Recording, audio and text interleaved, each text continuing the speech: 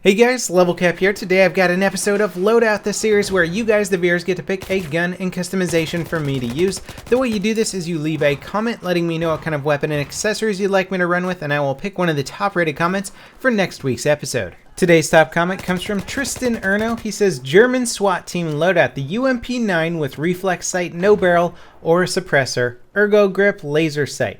P226 with iron sights, heavy barrel, flashlight, gadgets not specific. We're going to be using flashbangs, and since the UMP-9 is hard to unlock, let's see what it's good for. Use this loadout in rush so that you can clear out those tight knots of enemies. Use flashbangs, and please pick my loadout. You rock, LevelCap. I always enjoy your content. Well, thank you, sir, and as hard as I tried, I just could not get into a decent rush game to show off this loadout. I did, however, get some good Conquest gameplay towards the end of this video, and I'm absolutely going to tear it up on some Conquest servers, so at least we'll have some objective-oriented gameplay, unfortunately not rush, since it's kind of a dead game mode in Battlefield 4. And yeah, I snuck a little clip in there with the Ace-23 just because I ran out of ammo with the UMP-9 and wanted to continue the kill streak. Now, the UMP-9 is a great PDW. Unfortunately, most PDWs just aren't going to do so well on most of the maps in BF4 just because of the engagement ranges that you generally see. So this does a nice solid 25 damage up close, so you can potentially 4-shot kill somebody, but at range you're going to be dropping off to about 12.1. So you're really not going to want to engage people at range.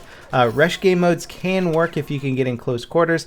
TDM is definitely a good place to use it. And Conquest servers where you can stay close to a point that has lots of cover and sort of wait for people to approach your point, defend the point, get in close quarters, and make sure you take advantage of the hip fire. Now, running the UMP-9 without any barrel attachment is absolutely fine by me. Sure, suppressors can be nice and they can keep you off the minimap, but this gun doesn't really need a lot of help. If you're trying to be more accurate for hipfire, then using a laser sight and no barrel attachment is certainly a good way to go. You can put a flash hider on there, but generally you only get that once you've unlocked just about everything for the gun, so it's not an option for everyone. And I managed to squeeze out a sloppy P226 pistol kill there. Certainly one of my favorite pistols. Not the best in my opinion, but definitely a good solid pistol. Very hard to go wrong with. And you're going to see me try and integrate flashbangs into my strategy. I gotta say, overall flashbangs I think are the worst grenade out there. They don't really do any damage. They do a very, very small amount of damage.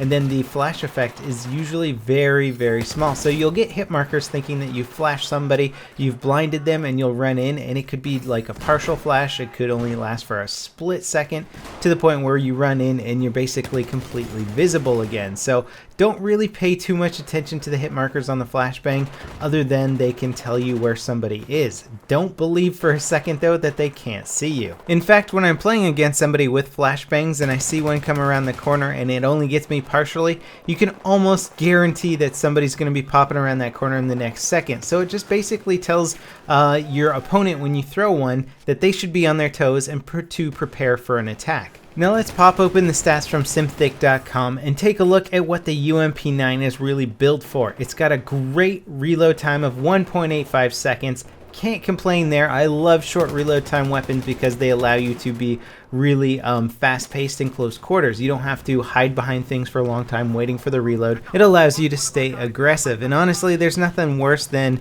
trying to be aggressive, taking out two opponents, and then having to deal with like a 3-second long reload. It just kills your rush, your element of surprise. 3 seconds is an eternity in this game, so when you got long reload time weapons, it just really hurts your strategy and your speed at which you move around the game. So basically 1.85 seconds is as good as it gets for any full auto weapon. The recoil on the UMP-9 is extremely low. This should be a very easy gun for anybody to use, whether you're aiming down sights or hip firing. It is more accurate while aiming down sights. The hip fire still is very accurate, so don't feel like you're really getting cheated if you're trying to hip fire somebody at medium range.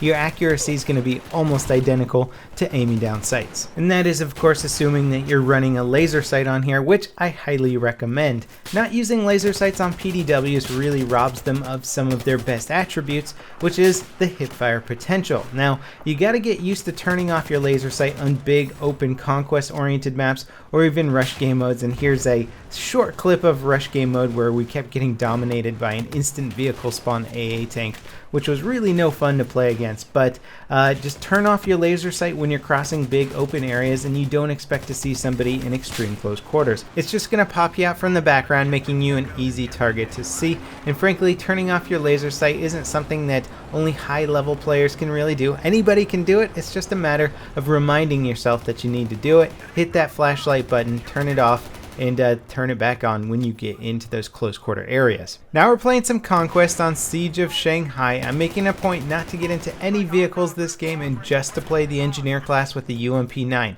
And Siege of Shanghai has lots of rooftops, it has lots of long range areas. So as you can see, I'm hanging out near capture points, trying to lure my enemies into flag areas and keeping it close quarters. Now if I need to, sometimes at range, I will switch to the small and try and take somebody out at further ranges. Do not be afraid to use your RPG or small to take out infantry targets while playing the engineer class. It's actually a very, very effective and good long range weapon. And if you have a feeling you're not really going to be using a lot of vehicles, but you are playing against other vehicles, then certainly run with slams or AT mines, you know, anything that can help you ward off that armor threat, because a rocket launcher is certainly a good anti-vehicle weapon, but it's going to take you 4 or 5 rockets to take down a tank. A good tank driver is certainly going to have the upper hand, especially when it's a one-on-one battle, so any little thing to tip the favor in your direction is certainly welcome.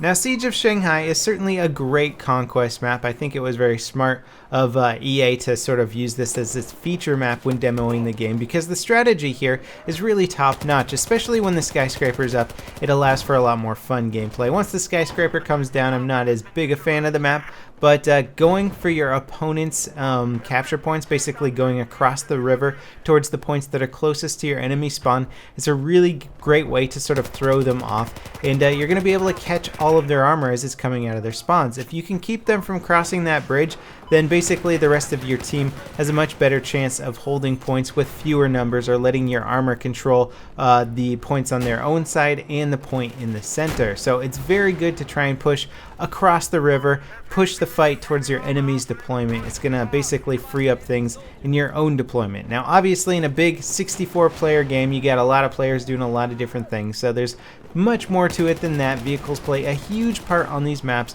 so being a good engineer, using your UMP-9 correctly, staying alive and being a little bit more defensive once you're on a point puts you in a great position to engage armor when it's least expecting it.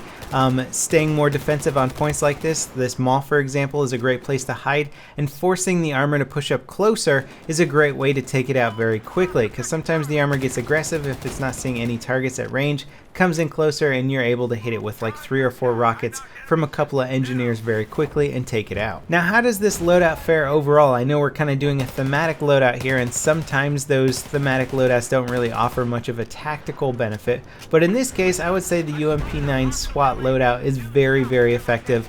It's probably the way that I would run the UMP-9 generally, except for the reflex red dot sight. It's a decent red dot, but you could do better with the Cobra or a Coyote sight. Other than that though, it's going to be a great gun, and I highly recommend it. It's in my top PDWs. And again, for overall strategy, if you're having a hard time with PDWs, just try and keep it close quarters. Carbines are great for medium range. If you're going to try and stay on the point and really play the objective on a Conquest game or a rush game, then stay close quarters, stay near the objective, don't get caught out in the open.